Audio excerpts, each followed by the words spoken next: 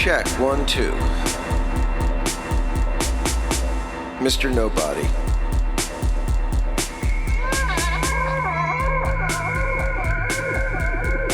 Episode number 13. Number 13. Number 13. Number 13. Number 13. Telling the truth.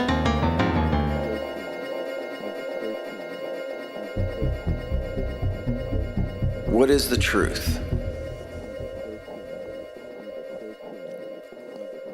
What is the truth? Well, for one thing, it should be defined by consistency. That the information that you give somebody should be able to be corroborated. You know, like I park the car 50 feet away, and 50 feet away, the car is there. Stuff like, I'm not using drugs, and you don't wind up dead from using drugs a day later. Truth. You're going to be able to get away with lying much more than you even can imagine. And it's not because people are gullible, which they are. That's not why. It's because we have an implicit contract with each other. That as very close collaborators in this dance of life, that I trust you to tell me the truth, and you trust me to tell you the truth.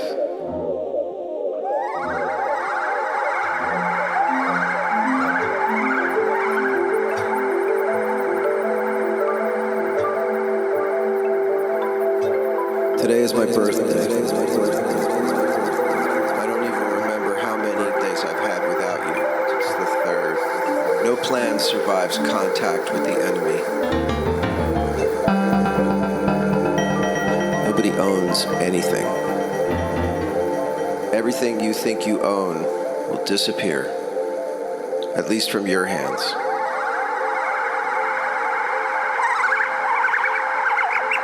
Wow.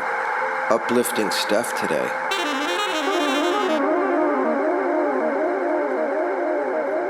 Let's get into it.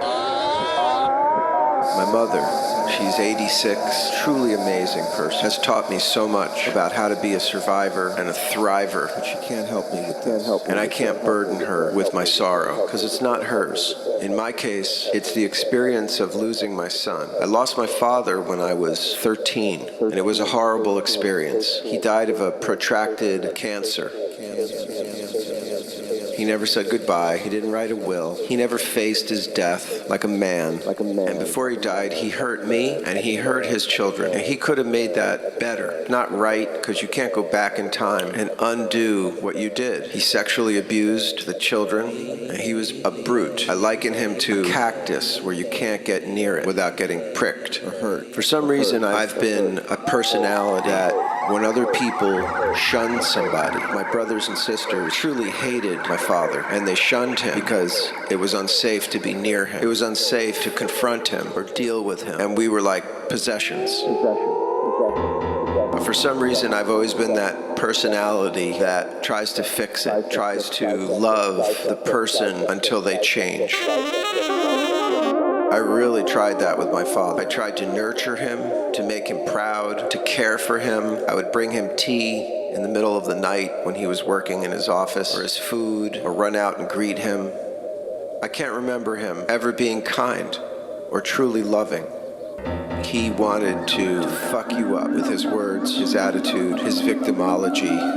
I even knew as as a child that that was not the way to live, to inspire, help, get along. Add to it, he was a religious person, whatever that means. I have never met a religious person. I gotta be honest. The people that I've met that call themselves religious people, I see right through them. It's a clown show. It's a way to make themselves feel better about what they're not, about what everyone is. And the more you point to your piety or your specialhood, your otherness, the more you deny the universality of this experience, the easier it is for you to excuse the abuse you perpetrate. Religious people are fucking clowns, performers with painted smiles. Clowns are more honest. Much more honest. That's why when we see a clown bumbling their way through the simplest tasks, getting upset, we laugh our asses off because we see ourselves. Whereas with religious people, they want you to see that other thing that everyone is, and that they are not. When a clown is just fucking things up, we're laughing and crying with that clown. The worst thing that you can do is deceive yourself, to try to trick yourself out of the truth, as if the truth, what, doesn't exist? It's the only thing that exists.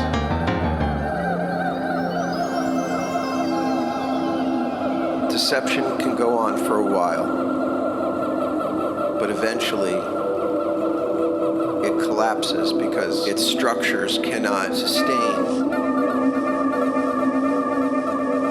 a disturbed person, a person who's full of shit.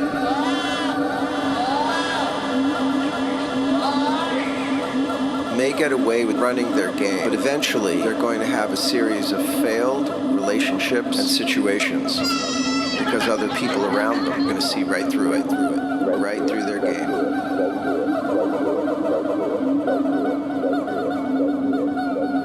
And that's how it was with my father. His kids saw right through his bullshit. We feared him because of his violence, his sexual problems, his predatory project of, what is that? What is that sexually abusing your kids about? What kind of idiot must you be? Wow. I loved my father too. I tried to help him with everything I had.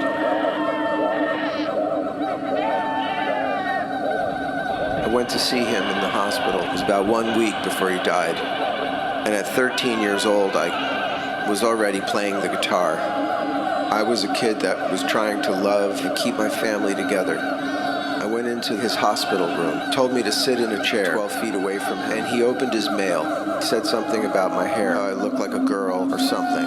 Not something nice or constructive. If he told me to cut my hair, I would have done it. He didn't say hello. He didn't say I love you. He didn't say I'm sorry.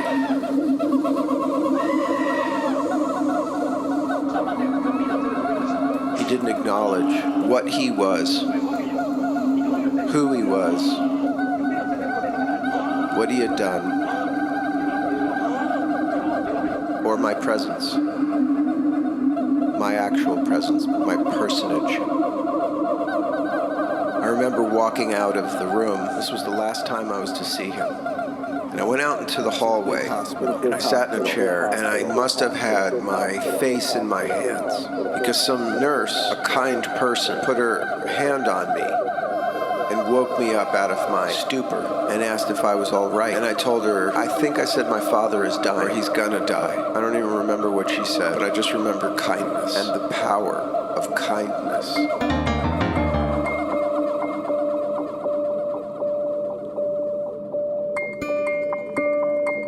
What a waste of a person's time on this planet, in this experience called life. To be a shitty person, to be an angry, untruthful, hurtful person, He was like that the whole time. At least he taught me how not to be with my children. I learned that I didn't want to be like him. To humiliate, belittle, demean, fuck up, physically hurt, emotionally hurt, sexually hurt. The sexual component is very difficult. It got under my psyche, created a lot of problems that I still have to deal with today. It's just that I know where they come from, so they're not like they were. So much of this bullshit, drug abuse, alcoholism, tobacco, sexual abuse, religious indoctrination, nonsense is generational. Maybe you had a great childhood and none of those things make sense, or you had a not so good childhood and you are struggling to make sense of your own life. But either way, it's up to each of us to not let the past define our present. Imagine if I sexually abused my own kids and then blamed it on my father. That's straight up fucking bullshit. No! Or I allowed myself to continue drinking into alcoholism because of my dad, or smoking because of my dad. Total bullshit. Or believing in nonsense. Absolute fucking fairy tale weirdness. Investigate it. Understand it. Learn it. But don't swallow it. Be a thinker. Be a free thinker. Be a free thinker. Be a free thinker. I'm confident it will lead you to the right places, even though there's going to be plenty of I don't know. But you don't fill up an empty glass of I don't know with 12 ounces of something that isn't true and call it full. It might be full, but it's not full of truth.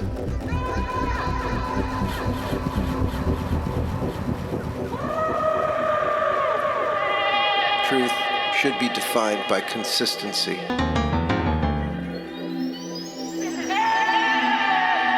It should also be characterized by free interplay of communication and ideas.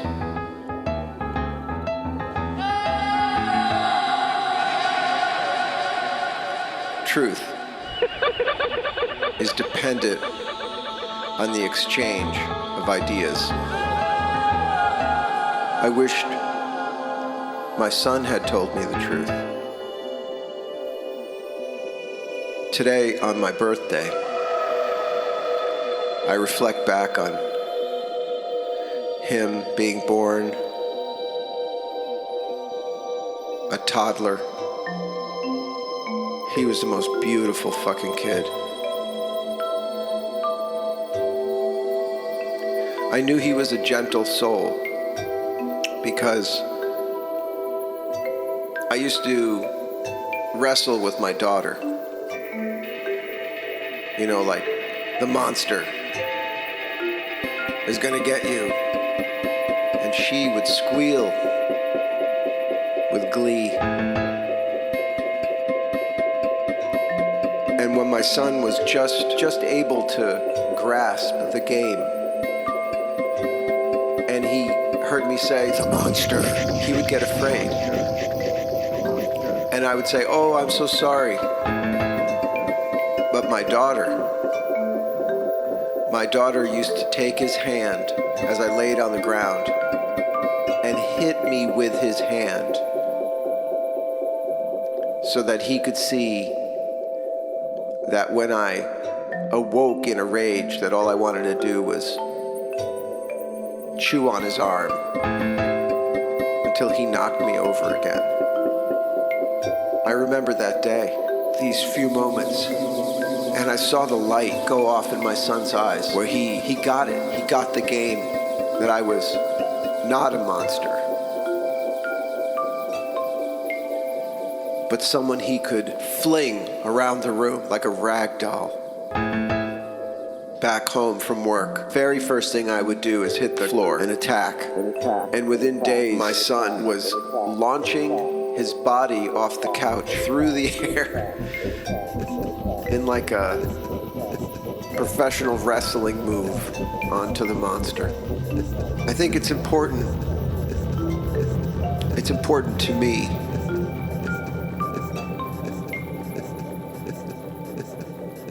that I saw my son for who he was. And that's not to say that I didn't project things upon him, because I did.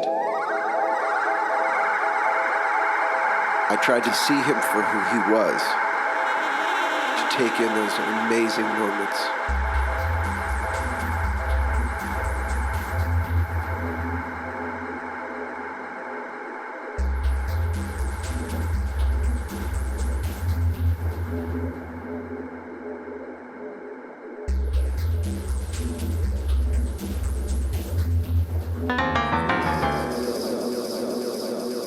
We clutter ourselves up so much with who we think we're supposed to be, our various acting jobs. It's a waste of time, at least a waste of energy, because you don't really hide what you really are.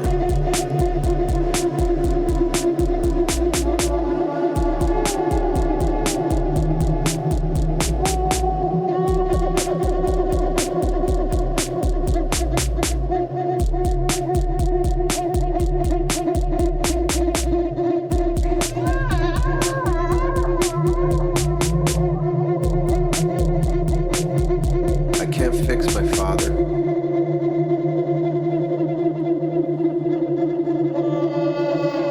I spent years trying to forget him. And when my son killed himself, I had to come to terms with who he really was. Or at least what he really did.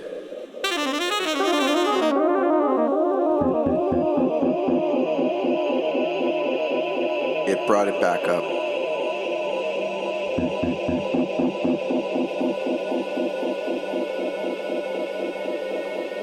Once in a while, I used to say to my son, I didn't have what you have. You've got me. I didn't have a me.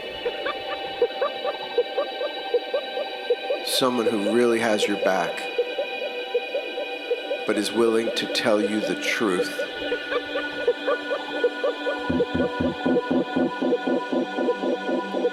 And not with judgment or humiliation or to hurt you or out of anger.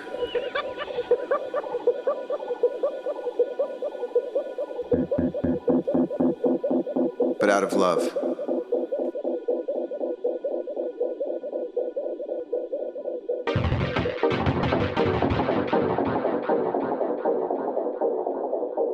I feel somehow that I must have failed as much as I loved my kids and did my best for them.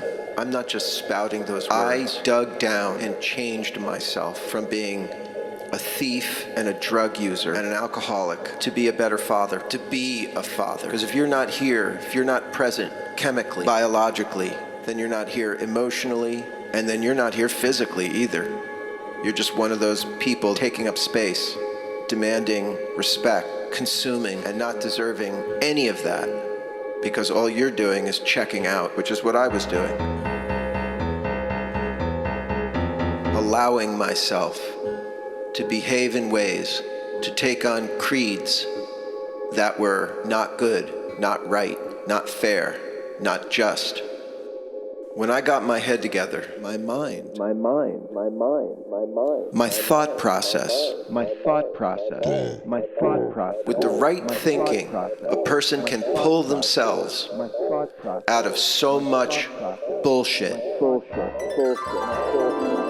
excuse making, self-deception, manipulation.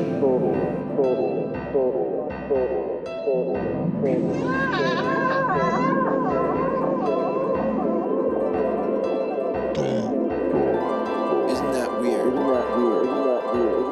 It was like a light bulb, stronger than the sun, and it lit the way. My children gave me a compass. They gave me a sense of, don't do this, or they're going to end up doing this. Bullshit.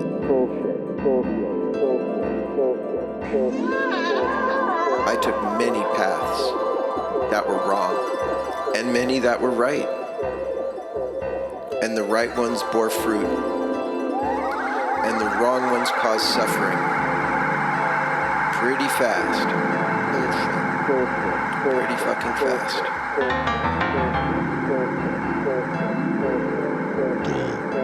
What is your mindset? How are you vibrating mentally? Are you somebody who sees flaws and everyone's out to get you and everybody's just an obstacle? Or are you somebody that builds bridges to find your way across obstacles? You have to decide who you are. Create a you. Discover a you. I think it's a balance. It's a balancing act. Not every appetitive personality becomes a junkie or a drunk or a crackhead or a tweaker. I think you can get yourself out of it if you can acknowledge what you are at base, at baseline, and build upon that, taking into consideration both your positive and your negative attributes. When I say positive and negative, I think it's really simple. Your positive attributes are things that help you in a good way, that are life-affirming, life-supporting health attributes, like being physically fit, like not eating yourself into a big fat fucking mess, not smoking so that your lungs aren't black with tar, not shooting up drugs, not breaking all the fucking laws because you don't think they pertain to you, not doing the negative things, the bad things, the harmful things that harm you and society. And there's no difference between you and society. It's a difference without a distinction. It's a mental understanding, an intellectual leap. Not a leap of faith, a leap of reason, a leap of understanding something for what it really is. That you are part of everything. Harming yourself harms everything. Harming society harms the self. Duh. Yeah, good things. Educating. Read books. Get other people's perspectives and analyze them. Study. Train. Practice. Let go of your need to control. Submit oneself to tried and true methods. Do things your own way as well. Dig in and master this. Submitting is the ultimate assertion of yourself. It's a combination, it's a balance. It's not a relinquishing of power. It's about harnessing power. Your mindset. What you think. The world is so fucked up. People are so fucked up. But they also have the ability to unfuck themselves. Your mindset. And that's pretty awesome. That's power. That's something to really respect. Over and over, I hear excuses about why behaviors are justified, and they just don't hold up. Because all you're doing is perpetuating the harm, the evil, the abuse, the drug use, the self-poisoning and pollution. Get a grip on yourself. You're only here for a little while. Why make it a shitty experience for you and everybody else? It's pretty basic. Your mindset. And as far as drugs go, people just like getting high. It feels good, and it's a crime. It's like a crime against nature. It's a crime against the collective consciousness of nature.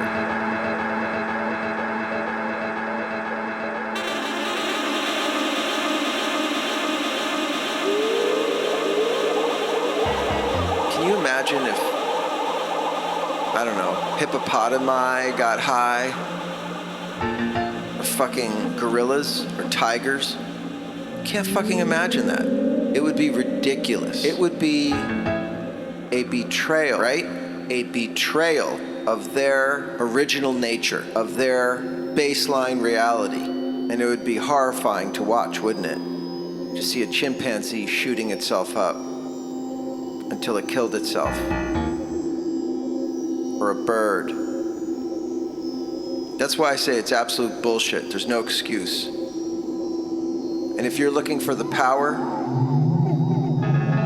the authority, don't look any further than yourself. You are the engine. You are the solution. You're the only solution. Rehab, your parents, your family, your children, religion, none of that is going to rescue you. You have to find enough dignity in yourself, enough cosmic purpose, the right understanding that you are the gold that you're looking for. I hate all this fucking drug dealing, chasing after money, just fucking each other around. It's disgusting. These drug pushers, the supply lines, and the culture that says that this is a reasonable way to go with yourself. You fooled yourself, you got groomed, and now you're fucking over everybody else. I think I'm talking to the user. I'm talking to the drug user. Because I know I can't stop the drug pushers. They will never stop. They are predators, and their only goal is to fleece you, fuck your dead body, and get on to the next piece of meat that they can squeeze an ounce of blood out of before the same thing happens to them. And the joke's on you. And you're the one telling the joke. You're the comedian.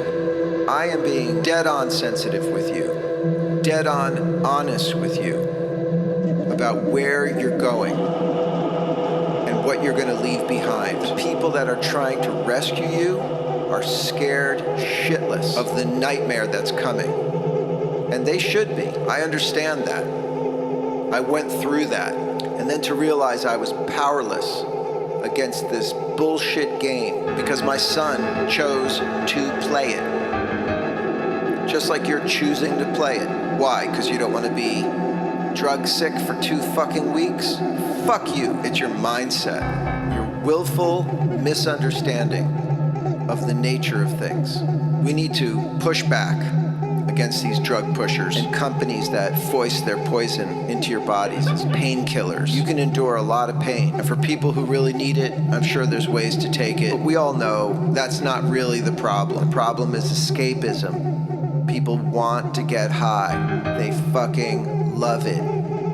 That way they don't have to deal with their kids, or their education, or their minds, or their bodies. You get to put it off. But the joke's on you. These activities kill you. Let me ask you this.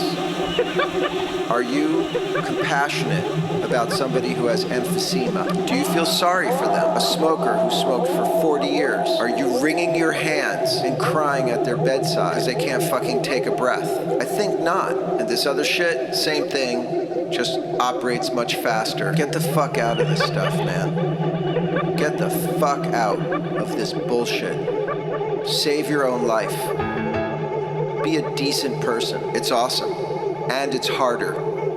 Much harder than running games, being in gangs, and being a fucking drug user. It's way harder. So if you want to be badass, clean up. Because that's the shit. That's the real shit.